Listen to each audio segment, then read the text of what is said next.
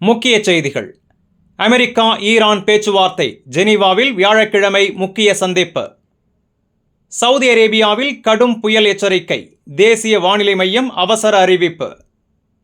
கலை உலகில் கத்தார் புதிய அத்தியாயம், ஆர்ட் பாசல் பிரம்மாண்ட அறிமுகம். இனி செய்திகளை விரிவாக பார்க்கலாம். அமெரிக்கா ஈரான் பேச்சுவார்த்தை ஜெனீவாவில் வியாழக்கிழமை முக்கிய சந்திப்பு. அமெரிக்கா மற்றும் ஈரான் இடையிலான பதற்றம் அதிகரித்து வரும் நிலையில் அடுத்த கட்ட பேச்சுவார்த்தை வரும் வியாழக்கிழமை ஜெனீவா நகரில் நடைபெறவுள்ளது. இதனை ஓமன் வெளியுறவுத்துறை அமைச்சர் பத்ர் அல் புசைதி அதிகாரப்பூர்வமாக உறுதிப்படுத்தியுள்ளார்.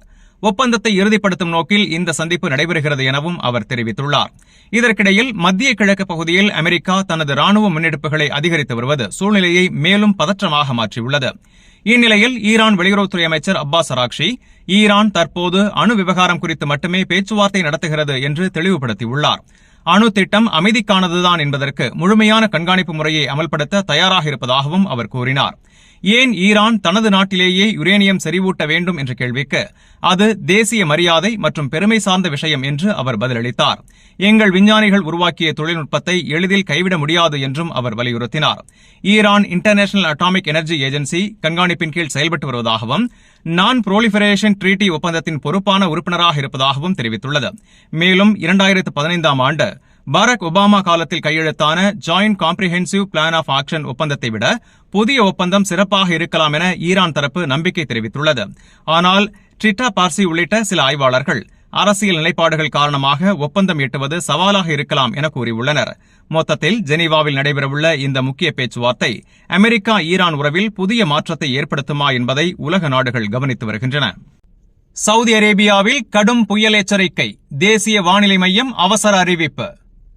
சவுதி அரேபியாவின் நேஷனல் சென்டர் ஆஃப் மெட்டராலஜி இன்று நாட்டின் பல பகுதிகளில் கடும் வானிலை நிலவும் என அதிகாரப்பூர்வ எச்சரிக்கை விடுத்துள்ளது. அதிகாரப்பூர்வ அறிக்கையின்படி மிதமானது முதல் கனமழை வரை பெய்யும் வாய்ப்புள்ளது. சில பகுதிகளில் இடியுடன் கூடிய மழை, ஆலங்கட்டி மழை மற்றும் மணிக்கு 40 முதல் 60 கிலோமீட்டர் வேகத்தில் பலத்த காற்று வீசும் அபாயமும் இருப்பதாக தெரிவிக்கப்பட்டுள்ளது. குறிப்பாக மக்கா மாகாணம், ஜித்தா, அல்பஹா, அசீர் உள்ளிட்ட பகுதிகளில் தாழ்வான இடங்களில் திடீர் வெள்ளப்பெருக்கு ஏற்படும் அபாயம் இருப்பதாகவும் எச்சரிக்கை விடுக்கப்பட்டுள்ளது. வாதிகள் மற்றும் பள்ளத்தாக்குகள் அருகே செல்ல வேண்டாம் என்று பொதுமக்களுக்கு அறிவுறுத்தப்பட்டுள்ளது. சிவில் பாதுகாப்பு மற்றும் அவசர மீட்புக் குழுக்கள் முன்னெச்சரிக்கை நடவடிக்கையாக தயார் நிலையில் வைக்கப்பட்டுள்ளன. கடுமையான வானிலை காரணமாக சில பள்ளிகள் மற்றும் கல்வி நிறுவனங்களில் நேரடி வகுப்புகள் தற்காலிகமாக நிறுத்தப்பட்டு ஆன்லைன் வகுப்புகளுக்கு மாற்றப்பட்டுள்ளதாக தகவல் வெளியாகியுள்ளது.